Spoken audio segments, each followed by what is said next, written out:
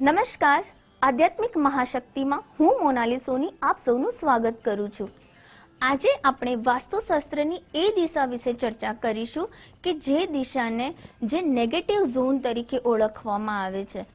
આ negative zone એટલે કે દક્ષિણ પશ્ચિમનો ખૂણો એટલે કે south west direction. South west ડિરેક્શનને રાહુની દિશા માનવામાં આવે છે. વાસ્તુશાસ્ત્રમાં મુખ્યત્વે 4 દિશા અને ત્યારબાદ જો ટોટલ આપણે અલગ અલગ દિશાઓની વાત કરીએ તો વાસ્તુશાસ્ત્રમાં 16 દિશાઓને મુખ્યત્વ આપવામાં આવ્યું છે.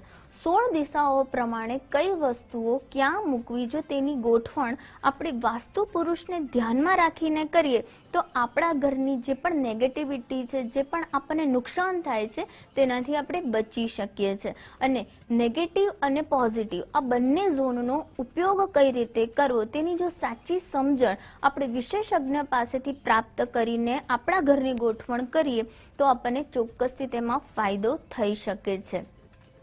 જ્યારે દક્ષિણ પશ્ચિમ ખૂણો એટલે કે સાઉથ વેસ્ટ ડિરેક્શનની આપણે વાત કરીએ છીએ તો તેને નૈઋતિ નામની રાક્ષસી ત્યાં આગળ બિરાજમાન છે. એટલા માટે આને ડિસ્પોઝેબલ ખૂણો એટલે કે થોડો નેગેટિવ ઝોન તરીકે ઓળખવામાં આવે છે. સાઉથ વેસ્ટ ડિરેક્શનની જ્યારે આપણે વાત કરીએ છીએ ત્યારે આ ઝોનને રાહુ ઝોન તરીકે કેમ ઓળખવામાં આવે છે?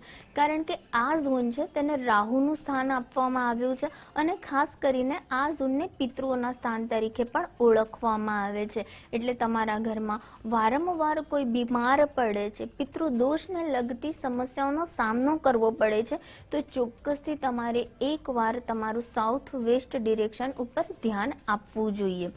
સાઉથ વેસ્ટ ડિરેક્શનમાં કોઈ પણ પ્રકારે પાણી તત્વ ન હોવું જોઈએ, જેમ કે અંડરગ્રાઉન્ડ કોઈ પણ ટાંકી ના હોવી જોઈએ, કોઈ પણ પ્રકારનો બોર ત્યાં ન બનાવેલો હોવો જોઈએ કે ત્યાં આગવાળી કોઈ પણ વસ્તુ પણ ન હોવી જોઈએ. જેમ કે આપણા ઘરનું કિચન પણ તમારે સાઉથ વેસ્ટ ડિરેક્શનમાં ન બનાવવું જોઈએ, કારણ કે ત્યાં આગળ સૂર્યના અલ્ટ્રાવાયોલેટ કિરણો પણ તમને હાર્મ કરી શકે છે અને તે દિશા જે છે તેને નેગેટિવ ઝોન તરીકે ઓળખવામાં આવે છે. ખાસ કરીને ડિસ્પોઝેબલ એટલે કે જે પણ વસ્તુનો તત્કાલ નિકાલ થાય છે તેવા ડિસ્પોઝેબલ ઝોન તરીકે પણ આ દિશાને ઓળખવામાં આવે છે. માટે આ દિશા ઉપર શું રાખવું, શું ન રાખવું તેનું વિશેષ ધ્યાન ખૂબ જ જરૂરી છે. આગળ જ્યારે વાત કરીએ છીએ, જ્યારે રાહુને વધારે પડતો દબાવવાથી રાહુની નેગેટિવિટી એટલે કે તેની નકારાત્મક અસરોને દૂર કરી શકાય છે. જેમ કે રાહુના સ્થાન ઉપર તમે કોઈ પણ હેવી વસ્તુ, કોઈ પણ વજનદાર વસ્તુઓ મૂકો છો તો રાહુ પર ભાર પડે છે અને તે ઝોનના નેગેટિવ તત્વ તમને હાર્મ નથી પહોંચાડતા. હેવી વસ્તુઓનું તરીકે આપણે જો વાત કરીએ તો તમે હેવી વોર્ડરોબ, તમારા ઘરની તિજોરી કે કોઈ પણ એવી વજનદાર વસ્તુ છે તો તમે તે સ્થાન ઉપર મૂકી શકો છો તો તમને રાહુની જે પણ નેગેટિવિટી છે તેનો સામનો નથી કરવો પડતો. સૌથી બેસ્ટ રીતે જો આ ડિરેક્શનનો આપણે યુઝ કરવો હોય તો આપણને સકારાત્મક રીતે આ દિશા સફળ થઈ શકે છે. તેના માટે તમે તમારા ઘરનો માસ્ટર બેડરૂમ આ જગ્યાએ બનાવી શકો છો. માસ્ટર બેડરૂમ સાઉથ વેસ્ટ ડિરેક્શનમાં બનાવવા પાછળ પણ એક મહત્વ રહેલું છે, કારણ કે આ દિશા સ્ટેબિલિટી પણ આપે છે અને સ્ટેબિલિટી એટલે કે ઘરનો જે મુખ્ય કમાવાવાળી વ્યક્તિ છે તેનો જગ્યા, તેનો રૂમ જો આ ડિરેક્શનમાં હોય તો તેને માનસિક શાંતિ મળે છે અને આખા દિવસનું જે તે કાર્ય કરે છે, જે તેને તણાવ પહોંચે છે, તેના મહેનતથી તેને જે થોડી શાંતિ જોઈએ છે તે માનસિક શાંતિ આ ઝોનમાં સુવાથી તે વ્યક્તિને મળે છે. તેનો જે તણાવ છે તે પણ તે વ્યક્તિનો દૂર થઈ જાય છે. માટે એવું કહેવામાં આવે છે કે તમારો જે માસ્ટર બેડરૂમ છે તેને તમે સાઉથ વેસ્ટ ડિરેક્શનમાં બનાવી શકો છો. તેના માટે આ દિશા બેસ્ટ છે અને તેના દ્વારા તમે સકારાત્મક પરિણામો તમારી લાઈફમાં મેળવી શકો છો. આગળ વાત કરીએ તો એસ્ટ્રોવાસ્તુ પ્રમાણે જે નૈઋત્ય ખૂણો છે તેને આપણે જોવા જઈએ તો નૈઋત્ય ખૂણો તમારી કુંડલીનું 8મું સ્થાન છે અને કુંડલીનું 8મું સ્થાન એટલે કે મૃત્યુ, ભય, ભૂત, પિશાચ કોઈ પણ પ્રકારની જે નેગેટિવિટી છે તે આપણી કુંડળીના 8મા સ્થાનથી જોવામાં આવે છે. અચાનક જ જીવનમાં આવતા અકસ્માતોને પણ આપણે 8મા સ્થાનથી જોતા હોઈએ છીએ. જો 8મા ઘરમાં કોઈ પણ પ્રકારના ગ્રહ તમને નેગેટિવ ઉર્જા આપી રહ્યા છે તો તમારા જીવનમાં તકલીફોનો સામનો કરવો પડતો હોય છે.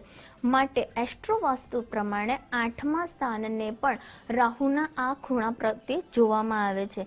રાહુની આ દિશાને કુંડળીના 8મા ઘર તરીકે પણ જોવામાં આવે છે. માટે વ્યક્તિએ આ ઘરમાં રહેલા ગ્રહના ઉપાય પણ કરવા જોઈએ અને સાથે સાથે ઘરમાં રહેલો નૈઋત્ય કોનો એટલે કે સાઉથ વેસ્ટ ડિરેક્શનમાં પણ તેણે કોઈ પણ પ્રકારનો વાસ્તુ દોષ હોય તો તત્કાલ દૂર કરવો જોઈએ. કેટલાક વાસ્તુ દોષ તે પ્રમાણે હોઈ શકે, જેમ કે તમારા ઘરનો નૈઋત્ય ખૂણો જો કોઈ પણ રીતે કપાતો હોય તો પણ વાસ્તુ દોષ ઉત્પન્ન થાય છે, જેમાં ગરીબી, માંદગી, વારંવાર ખોટ આવી, માનસિક શાંતિ ન રહેવી, ઘરમાં કલેશો થવા, અચાનક જ કોઈ પણ ઉપાધિ આવી જવી જેવા પણ ગુણો રહેલા છે. અને આ જ ડિરેક્શન એટલે કે નૈઋત્ય ખૂણો જો કોઈ પણ પ્રકારે વધતો હોય તો પણ આ દિશામાં વાસ્તુ દોષ ઉત્પન્ન થાય છે. માટે આ દિશા વધતી કે ઘટતી ન હોવી જોઈએ, સમતલ રહેવી જોઈએ. માટે આ દિશાને તમારે વાસ્તુ અનુરૂપ ચોક્કસથી બનાવવી જોઈએ, કારણ કે આ દિશાના નેગેટિવ ઝોનમાં વ્યક્તિને વારંવાર ધંધામાં ખોટ આવે છે. વ્યક્તિ કોઈ પણ પ્રકારનું કાર્ય કરે તેને સફળતા નથી મળતી, વારંવાર તે દેવામાં ડૂબતો જાય છે, ગમે તેટલું તે કમાય છે તેને તેનું વળતર નથી દેખાતું. તો આ બધા જ કારણો હોઈ શકે કે તેની નેગેટિવિટી આ ઝોનમાં દેખાય. જો આગળ વાત કરીએ તો આ દિશાનો લાભ મેળવવા માટે ત્યાં આગળ તમે કોઈ પણ પ્રકારની મશીનરી, વજનદાર વસ્તુઓ મૂકી શકો છો, તમારી લિફ્ટ બનાવી શકો છો, સીડી બનાવી શકો છો, તમારું સ્ટોર રૂમ તમે આ દિશામાં બનાવી શકો છો, કે કોઈ પણ એવું કાર્ય કે જેમાં તમારે વધારે પડતો સ્ટોક કે સામાન પણ મૂકવાનો હોય તો તમે તે જગ્યાએ મૂકીને તે જગ્યાનું વજન વધારી શકો છો. તેના કારણે જેમ જેમ રાહુ દબાશે તેમ તેમ તમારા જીવનમાં ઉન્નતિના રસ્તાઓ ખુલશે. માટે આ દિશાનો યોગ્ય ફળ જાણવું ખૂબ જ જરૂરી છે. તમારા ઘરમાં પણ જે નૈઋત્ય કોણો છે તેને તમે વ્યવસ્થાપન કરો, વાસ્તુ અનુરૂપ તે વસ્તુઓનું ત્યાં તમે સ્થાપન કરો છો તો રાહુને સંબંધિત કોઈ પણ તકલીફો તમને થતી નથી.